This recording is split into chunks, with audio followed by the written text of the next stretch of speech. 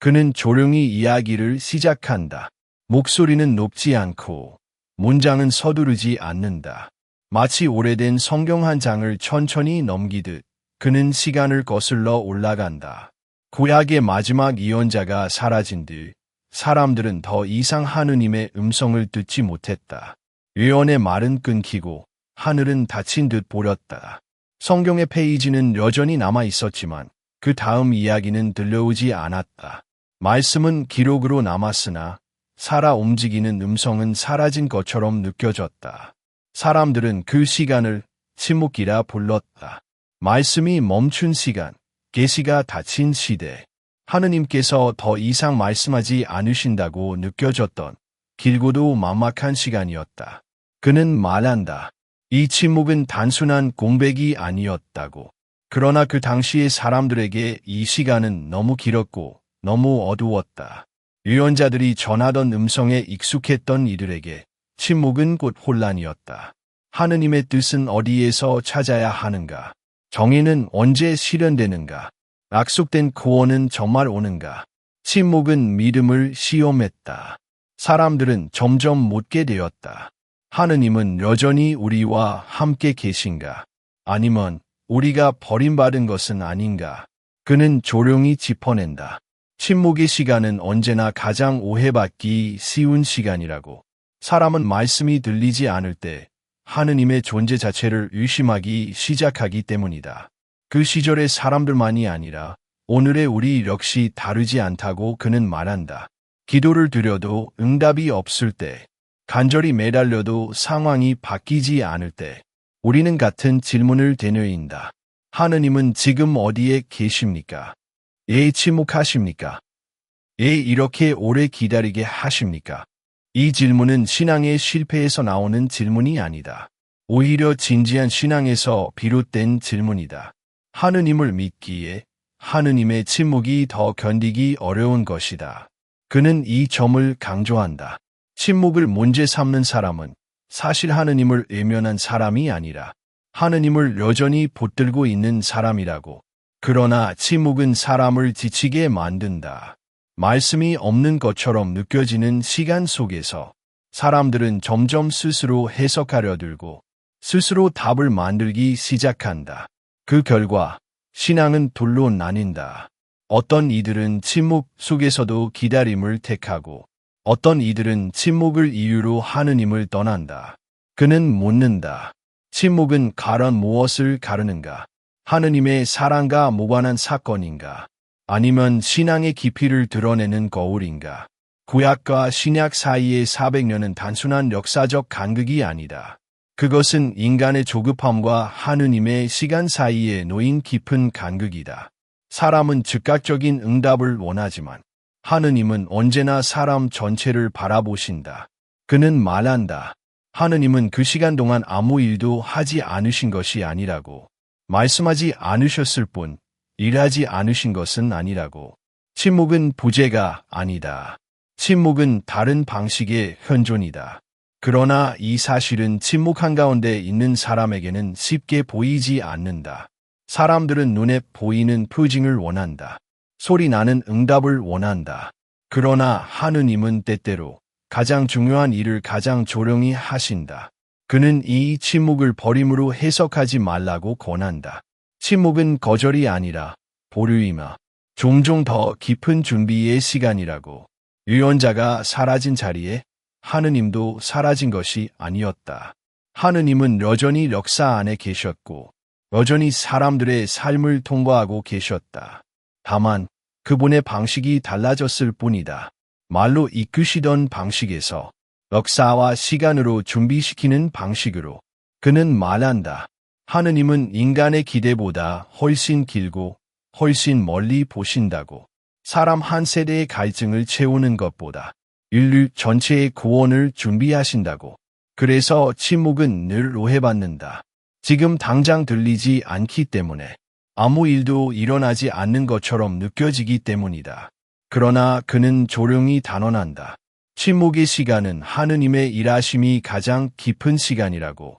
구약과 신약 사이의 400년은 하느님께서 등을 돌린 시간이 아니라 사람이 하느님의 얼굴을 알아볼 수 있도록 눈을 준비시키신 시간이었다.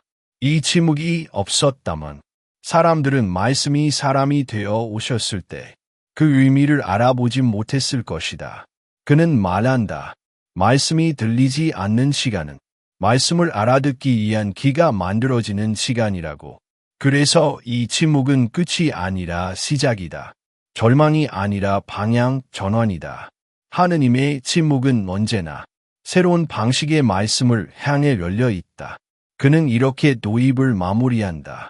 구약과 신약 사이의 침묵기는 하느님이 멀어진 시간이 아니라 하느님이 가장 가까이 오시기 직전의 시간이었다고. 그리고 조용히 그러나 분명하게 덧붙인다. 이 침묵을 이해하지 못하면 우리는 신약의 첫 장을 제대로 읽을 수 없을 것이라고. 침묵의 시대는 혼란의 시대였다. 겉으로 보기에 그 시간은 질서가 무너지고 중심이 사라진 시간처럼 보였다. 제국은 빠르게 바뀌었고 권력은 이전보다 더 거대해졌으며 사람들의 삶은 그 흐름에 휩쓸려 갔다. 어제의 주인이 오늘의 패배자가 되었고 오늘의 승자는 내일의 폭군이 되었다. 사람들은 더 이상 예언자의 음성을 들을 수 없었고 그래서 더욱 정치와 힘의 귀를 기울이기 시작했다. 언어는 섞였고 문화는 충돌했다. 하나의 민족 안에 머물던 세계는 더 이상 닫혀 있지 않았다. 사람들은 서로의 신을 비교했고 사상을 나열했으며 삶의 의미를 시장과 광장에서 논쟁했다. 이 모든 변화는 사람들에게 불안이었고 동시에 혼란이었다. 사람들의 눈에는 정치와 권력만 보였다. 누가 다스리는가? 누가 억압하는가? 누가 살아남는가? 하느님의 이름은 여전히 불렸지만 그 이름은 점점 개인적인 이안이나 집단의 표식으로만 남아갔다. 하느님이 역사 전체를 이끌고 계신다는 믿음은 점점 희미해졌다. 그러나 그는 이 지점에서 멈추어 서서 조용히 시선을 바꾼다. 겉으로 보이는 혼란 뒤에서 전혀 다른 흐름이 진행되고 있었다고 그는 말한다. 사람들이 보지 못한 자리에서 하느님은 무대를 준비하고 계셨다고. 하느님은 소란스럽게 개입하지 않으셨다. 기적을 연속으로 보여주지도 않으셨고 새로운 계시를 쏟아붓지도 않으셨다. 대신 역사의 바닥을 천천히 정리하고 계셨다. 말씀이 다시 울려 퍼질 수 있도록 세상의 구조 자체를 다듬고 계셨다. 길은 닫히고 있었다. 이전에는 서로 닿지 않던 지역들이 연결되기 시작했고 사람들은 이전보다 더 멀리 이동했다. 장사꾼과 병사, 학자와 순례자들이 같은 길을 공유했다. 한 지역에 머물던 소식은 이제 여러 도시를 거쳐 빠르게 퍼져나갔다. 언어는 하나로 묶이고 있었다. 완전히 하나가 된 것은 아니었지만 서로 이해할 수 있는 공통의 언어가 자리 잡기 시작했다. 사람들은 더 이상 각자의 세계에만 갇혀 있지 않았다. 다른 생각을 듣고 다른 질문을 접하며 자신이 알고 있던 세계가 전부가 아님을 깨닫기 시작했다. 그는 말한다. 이 모든 변화는 우연이 아니었다고. 하느님은 말씀을 선포하기에 앞서 말씀이 닿을 수 있는 길을 먼저 준비하셨다고. 사람들은 흔히 하느님이 말씀하실 때만 일하신다고 생각한다. 그러나 하느님은 말씀 이전에도 말씀 이후에도 동일하게 일하고 계신다고 그는 강조한다. 말씀이 없는 시간처럼 보였던 그 시기에도 하느님의 손길은 역사 깊숙이 스며들어 있었다.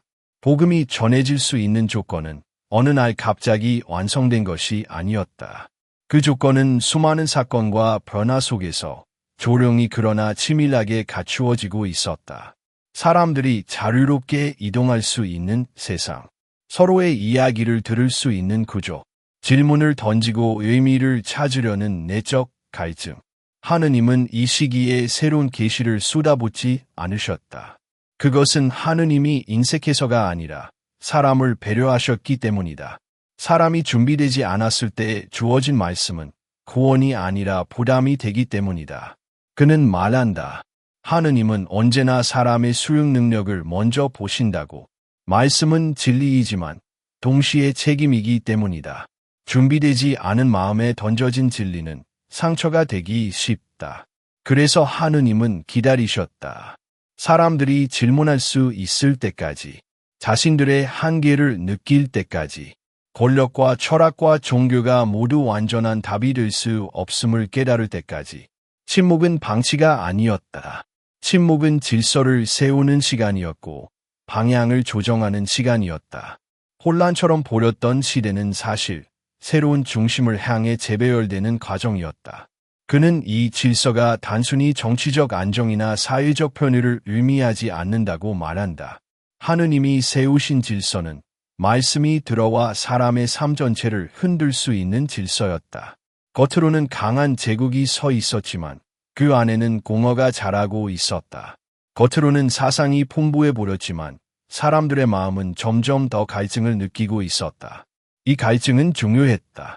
배부른 사람은 음식을 찾지 않듯 스스로 충분하다고 느끼는 사람은 구원을 필요로 하지 않는다. 하느님은 이 갈증이 깊어지도록 허락하셨다. 그는 말한다. 하느님은 문제를 즉시 제거하지 않으셨다고. 대신 사람들이 문제의 한계에 도달하도록 기다리셨다고. 그 한계 앞에서 사람은 비로소 하느님을 향해 마음을 연다고. 침묵의 시대는 그렇게 흘러갔다. 겉으로는 하느님의 말씀이 들리지 않았지만 그 침묵은 사람과 세상을 동시에 준비시키고 있었다. 그는 이 부분에서 단호해진다.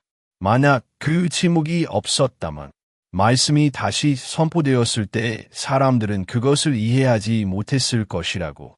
하느님은 급하지 않으셨다. 구원은 속도의 문제가 아니라 깊이의 문제이기 때문이다. 하느님은 빨리 오시기보다 제대로 오시기를 선택하셨다. 그래서 침묵은 실패가 아니었다. 침묵은 포기가 아니라 선택이었다. 질서를 세우고 길을 만들고 사람의 마음을 준비시키는 선택. 그는 조용히 결론짓는다. 침묵의 시대는 하느님이 숨으신 시간이 아니라 하느님이 가장 치밀하게 일하고 계셨던 시간이었다고. 그는 시선을 사람들에게로 돌린다. 역사의 흐름이나 제국의 변화가 아니라 그 모든 시간 속을 살아낸 사람들의 마음으로 시선을 옮긴다. 침묵의 시대는 단지 외적인 혼란의 시간이 아니라 인간의 내면이 조용히 흔들리고 재편되던 시간이었다. 말씀이 들리지 않자 사람들은 처음에는 불안해했다. 유언자의 음성이 사라진 자리는 공허로 남았고 그 공허는 쉽게 두려움으로 변했다. 사람들은 익숙했다. 하느님은 언제나 누군가의 입을 통해 말씀하셨고 위기의 순간마다 예언자를 세우셨다. 그래서 침묵은 곧 버림받음처럼 느껴졌다. 그러나 시간이 흐르면서 사람들은 조금씩 다른 방식으로 하느님을 찾기 시작했다. 밖에서 들려오던 음성이 사라지자 시선은 자연스럽게 안으로 향했다. 예언자의 외침 대신 기록된 말씀을 붙잡기 시작했다. 읽고, 되뇌고, 묵상하며 그 의미를 스스로 질문하기 시작했다. 그는 말한다. 이 변화는 작아 보이지만 신앙의 방향을 근본적으로 바꾸는 전환이었다고. 이전까지의 신앙은 종종 듣는 신앙이었다. 말씀은 주어지는 것이었고 사람은 그것을 받아들이는 위치에 머물렀다. 그러나 침묵의 시간 속에서 신앙은 찾는 신앙으로 이동했다. 사람들은 더 이상 단순한 응답을 기다리지 않고 질문하는 법을 배워갔다. 기적이 사라지자 율법이 다시 읽히기 시작했다. 율법은 더 이상 단순한 규칙의 목록이 아니었다. 사람들은 그 안에 담긴 하느님의 의도와 마음을 묻기 시작했다. 왜 이런 계명이 주어졌는지, 왜 이 길이 생명으로 이어지는지, 왜 하느님은 인간에게 이렇게 살기를 요청하셨는지. 기다림은 사람을 바꾸었다. 즉각적인 응답에 익숙했던 마음은 더 이상 같은 방식으로 만족하지 않았다. 응답이 없다는 사실은 질문의 깊이를 바꾸었다. 왜 지금이 아닌가 라는 불평은 지금 내가 무엇을 놓치고 있는가 라는 성찰로 조금씩 변해갔다. 그는 이 변화를 신앙의 성숙이라고 부른다. 신앙은 항상 위로만 주는 것이 아니며 항상 명확한 답을 제공하는 것도 아니라고 그는 말한다. 신앙은 때로 질문과 함께 머무는 용기를 요구한다. 사람들은 점점 깨닫기 시작했다. 하느님을 기다린다는 것은 시간을 허비하는 일이 아니라 자신의 삶을 다시 정렬하는 일이라는 것을. 언제 오십니까? 라는 질문은 여전히 사라지지 않았다. 그러나 그 질문은 점점 다른 질문과 함께 놓이기 시작했다. 그분이 오실 때 우리는 어떤 사람이 되어 있어야 하는가? 그분을 맞이할 준비가 된 삶이란 무엇인가? 이 질문의 변화는 중요했다. 기다림의 초점이 하느님의 행동에서 인간의 태도로 옮겨갔기 때문이다. 구원은 여전히 하느님의 일이었지만 그 구원을 맞이하는 삶은 인간의 몫이라는 인식이 자리 잡기 시작했다. 그는 말한다. 하느님은 침묵 속에서 사람의 신앙을 단련하고 계셨다고. 말씀을 덜 주심으로써 사람 안에 말씀을 담을 공간을 넓히고 계셨다고. 말씀을 소비하던 신앙에서 말씀을 품는 신앙으로 사람들은 아주 느리게 그러나 분명하게 이동하고 있었다. 소비하는 신앙은 즉각적인 만족을 원한다. 오늘의 문제에 오늘의 해답을 요구한다. 그러나 품는 신앙은 다르다. 말씀이 당장 해결해 주지 않더라도 그 말씀이 자신을 어떻게 바꾸는지를 기다린다. 침묵의 시대에 자라난 신앙은 바로 이 기다릴 수 있는 신앙이었다. 그 신앙은 더 이상 표징에 의존하지 않았다. 하느님의 존재를 증명받으려 하지 않았고 하느님의 침묵 속에서도 그분을 신뢰하는 법을 배우고 있었다. 그는 단호하게 말한다. 이 변화 없이는 메시아를 알아볼 수 없었을 것이라고. 사람들이 여전히 기적과 권력만을 기대했다면 그들은 낮은 모습으로 오신 메시아를 알아보지 못했을 것이다. 의적인 영감만을 기다렸다면 섬김과 십자가의 길은 이해되지 않았을 것이다. 침묵의 시간은 사람들의 기대를 바꾸었다. 구원은 더 이상 정치적 해방이나 즉각적인 성공으로만 그려지지 않았다. 사람들은 마음의 변화, 삶의 방향, 관계의 회복을 생각하기 시작했다. 이 준비가 없었다면 말씀이 사람이 되어 오셨을 때 그분의 언어는 너무 낯설었을 것이다. 그는 이 대목에서 조용히 강조한다.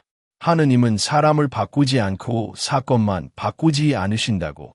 구원은 언제나 사람 전체를 향하기 때문에 사람의 내면이 준비되지 않으면 아무리 큰 사건도 헛되이 지나간다고. 침묵은 그래서 은총의 시간이기도 했다. 눈에 띄지 않는 은총, 소리 없는 은총, 그러나 신앙의 뿌리를 깊이 내리게 하는 은총. 사람들은 더 이상 하느님을 즉시 응답하는 분으로만 이해하지 않았다. 하느님은 함께 기다리시는 분, 사람의 질문을 견뎌주시는 분으로 이해되기 시작했다. 그는 이 변화를 오늘의 우리에게로 가져온다. 오늘 우리 역시 응답 없는 시간 앞에서 같은 선택을 한다고. 침묵을 이유로 신앙을 포기할 것인가? 아니면 침묵 안에서 더 깊이 묻고 살아갈 것인가? 침묵의 시대를 통과한 사람들처럼 우리 역시 질문 속에서 성숙해질 수 있다고 그는 말한다. 그리고 그는 이렇게 결론 짓는다. 메시아를 알아보는 눈은 기적을 많이 본 눈이 아니라 침묵 속에서도 하느님을 기다려 본 눈에서 자라난다고. 침묵은 신앙을 약하게 만들지 않았다. 오히려 그 침묵은 사람의 신앙을 조용히 그러나 단단하게 만들고 있었다. 그리고 침묵은 끝난다. 그러나 그 끝은 사람들이 상상하던 방식이 아니었다. 하늘이 갈라지거나 천둥 같은 선언이 울려 퍼지지 않았다. 권력의 중심도 종교의 심장부도 아니었다. 침묵의 끝은 너무 조용해서 대부분의 사람들은 그것이 끝인지조차 알아채지 못했다. 한 아기의 울음으로 작은 마을에서 아무도 주목하지 않던 밤에 말씀은 다시 시작된다. 그는 이 장면에서 오래 머문다. 왜 하느님은 이토록 조용한 방식을 선택하셨는가? 왜 수세기 동안 침묵하신 끝에 세상을 흔들 만한 음성 대신 한 생명의 울음으로 응답하셨는가? 그는 말한다. 이것이 하느님의 방식이라고. 사람은 늘 더 큰 소리를 기대한다. 더 명확한 증거, 더 강력한 계획, 더 눈부신 표징을 원한다. 그러나 하느님은 사람이 가장 쉽게 놓쳐버릴 방식으로 오신다. 강요하지 않고 압도하지 않으며 선택의 여지를 남긴 채 다가오신다. 400년의 침묵은 더 큰 음성을 준비하기 위한 시간이 아니었다. 하느님은 더 크게 외치려 하지 않으셨다. 대신 전혀 다른 방식으로 말씀하시기를 선택하셨다. 그는 이 지점에서 강조한다. 하느님은 더 이상 밖에서 외치지 않으셨다고. 산 위에서, 불 가운데서 예언자의 입술을 통해 명령처럼 들려오던 방식은 여기서 멈춘다고. 이제 하느님은 안으로 들어오신다. 사람의 언어가 아니라 사람의 삶으로. 규범이 아니라 몸으로. 말씀이 글로만 남아있지 않고 숨쉬고 자라고 아파하고 웃는 존재가 되었다. 침묵은 말씀이 없었던 시간이 아니었다. 그 침묵은 말씀이 육신이 되기 전의 숨고르기였다. 하느님께서 가장 가까이 오시기 직전에 가장 깊은 준비의 시간이었을 뿐이다. 그는 말한다. 이 숨고르기를 통과하지 않은 사람은 이 사건의 무게를 이해할 수 없다고. 400년의 침묵은 사람의 기대를 비워내는 시간이었다. 메시아를 권력으로, 기적으로, 정치적 승리로 상상하던 마음을 천천히 내려놓게 하는 시간이었다. 그 준비가 없었다면 사람들은 이 새로운 말씀을 받아들일 수 없었을 것이다. 악의가 어떻게 구원이 될 수 있는지, 악함이 어떻게 능력이 될 수 있는지, 십자가가 어떻게 생명이 될 수 있는지 아무도 이해하지 못했을 것이다. 그는 조용히 말한다. 하느님은 침묵을 통해 사람의 상상력을 바꾸고 계셨다고. 말씀이 다시 시작되었을 때 그 말씀은 요구하지 않았다. 설득하지도 않았다. 단지 함께 살기 시작했다. 이것이 결정적인 전환이었다. 하느님은 더 이상 이렇게 하라고 외치지 않으셨다. 대신 이렇게 살아보라고 보여주셨다. 그는 이 점에서 깊은 침묵을 둔다. 말씀은 이제 설명이 아니라 삶이 되었기 때문이다. 해석의 대상이 아니라 관계의 중심이 되었기 때문이다. 사람들은 이 변화를 쉽게 알아보지 못했다. 침묵의 시대를 충분히 통과하지 않은 사람들에게 이 방식은 너무 작고 너무 약해 보였기 때문이다. 그래서 많은 이들이 지나쳤고, 많은 이들이 실망했고, 많은 이들이 기다리던 것이 아니라며 등을 돌렸다. 그는 말한다. 침묵의 깊이를 지나지 않은 사람은 이 말씀이 얼마나 큰 은총인지 결코 알 수 없다고. 왜냐하면 이 말씀은 크기로 증명되지 않기 때문이다. 힘으로 강요되지 않기 때문이다. 이 말씀은 오직 받아들이는 이의 마음 안에서만 그 참된 크기가 드러난다. 침묵은 사람에게 한 가지 능력을 길러주었다. 작은 것을 알아보는 눈이다. 조용한 것을 듣는 귀다. 악함 속에 숨은 하느님의 방식을 식별하는 마음이다. 이 능력이 없었다면 사람들은 여전히 하늘만 바라보며 번개와 불을 기다렸을 것이다.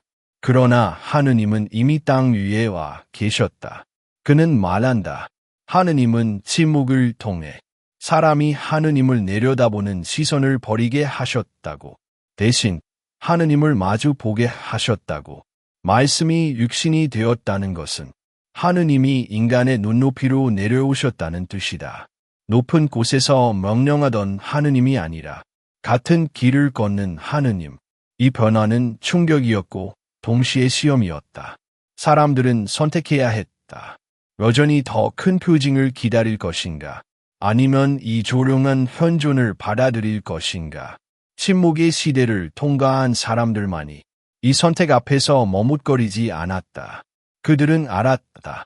하느님의 방식은 언제나 인간의 기대보다 낮은 자리에서 시작된다는 것을.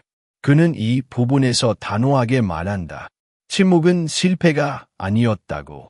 침묵은 이 사건을 가능하게 한 조건이었다고. 만약 하느님이 계속 말씀하셨다면 사람들은 이 육신의 말씀을 이전의 방식으로만 해석하려 했을 것이다. 그러나 침묵은 그 틀을 깨뜨렸다. 그래서 침묵의 끝은 폭발이 아니라 탄생이었다. 정복이 아니라 탄생, 선언이 아니라 시작. 그는 마지막으로 이렇게 정리한다. 하느님은 침묵으로 물러나신 것이 아니라 침묵을 통해 가장 가까이 오셨다고. 그리고 그 침묵의 끝에서 말씀은 더 이상 멀리서 들려오는 음성이 아니라 우리와 함께 숨쉬는 생명이 되었다고. 이것이 침묵의 진정한 결실이마. 이것이 하느님이 준비하신 가장 조용하고도 가장 결정적인 응답이었다고. 그는 마지막으로 청중에게 시선을 돌린다.